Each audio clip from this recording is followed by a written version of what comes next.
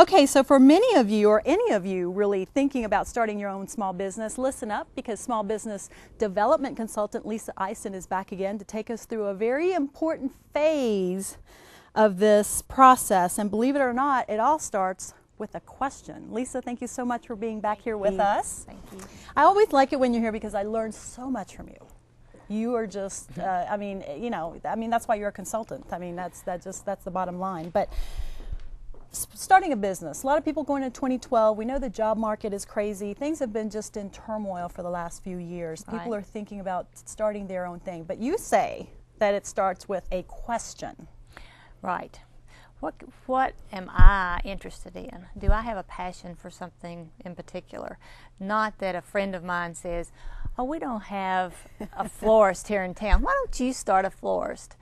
Well, that's sort of backwards. You have to have the inside passion or an idea you've had in the back of your mind, maybe since childhood, that you have a dream that you would like to have your own business. It starts a long time ago. It's not something you just think up overnight. Right. And say, oh boy, I'm going to start something. Well, it starts from within, I guess. It is. If you have a passion, a talent, or kind of both. I mean, you might have a talent, not a passion, or vice versa. But you really have to have the passion, the talent, and willing to maybe take a few risks, if you will. Right. So just because somebody says you're great at something doesn't mean you should go out and open that brick and mortar store. Right, right. You really need to think about it. So I guess the lesson there is don't start backwards. Yes, don't start backwards. Don't let somebody talk you into a business that you either know nothing about or you don't have a passion for it.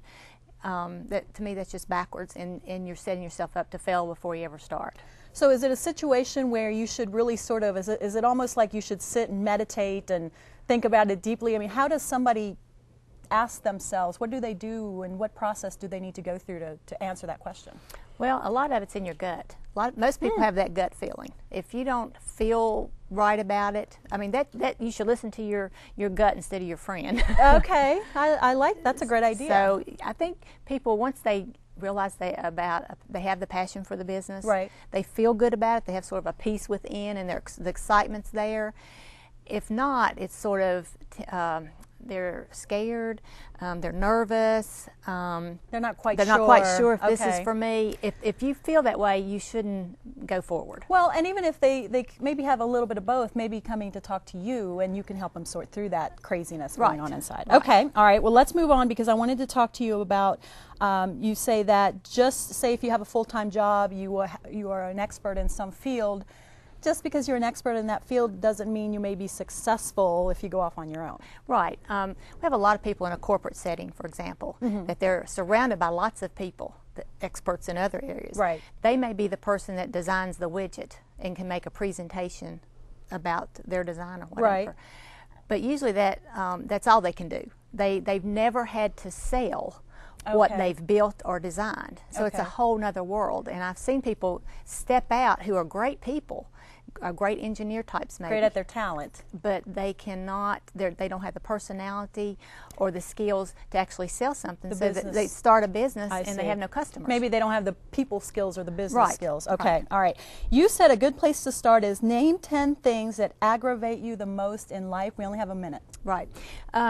People say, gosh, I wish I could do this better, or this makes me aggravated. I hate to stand in line. What could be done to make my life easier? Okay. And again, it's one of those gut things. If you have something that bothers you and you want to do something about it, and you have that passion, then go for it. Okay. All right. And very quickly, I think we'll do a segment just on this. Franchises, good or bad idea? It depends on the franchise. A lot are good, a lot are bad. I would encourage people to take that agreement to an attorney and have it reviewed.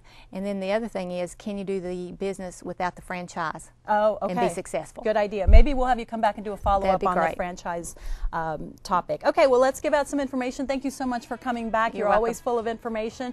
And there is her contact information, 540-525-5194. Or you can email her at lisa@iodasite.com.